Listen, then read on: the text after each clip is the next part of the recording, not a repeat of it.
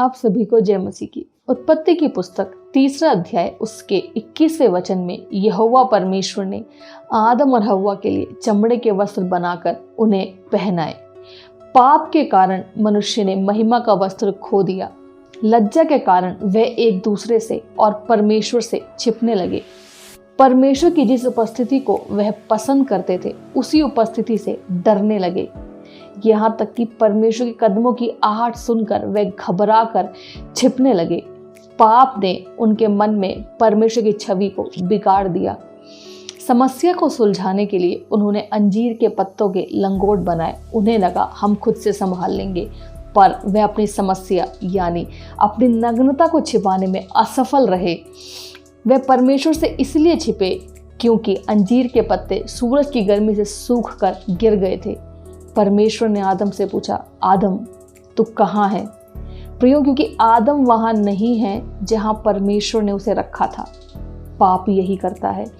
परमेश्वर हमें जहाँ रखता है वह हमें वहाँ से नीचे गिरा देता है।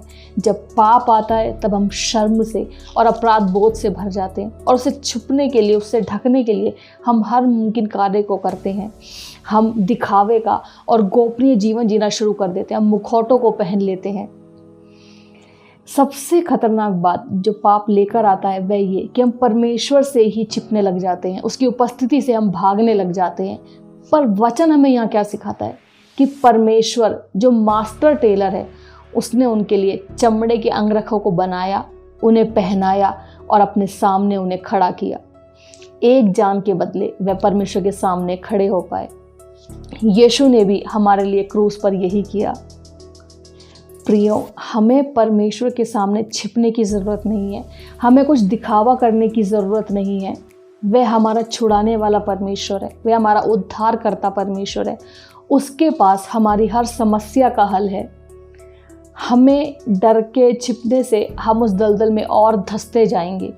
पर अगर हम परमेश्वर के सामने आए, जैसे हम हैं वैसे ही आप परमेश्वर के सामने आए, अपने आप को उसके सामने रखें, तो वह आपको उस दलदल से, उन बातों से निकाल कर आपको नया वस्त्र पहनाकर आपको अपने सामने खड़ा करने के योग्य है।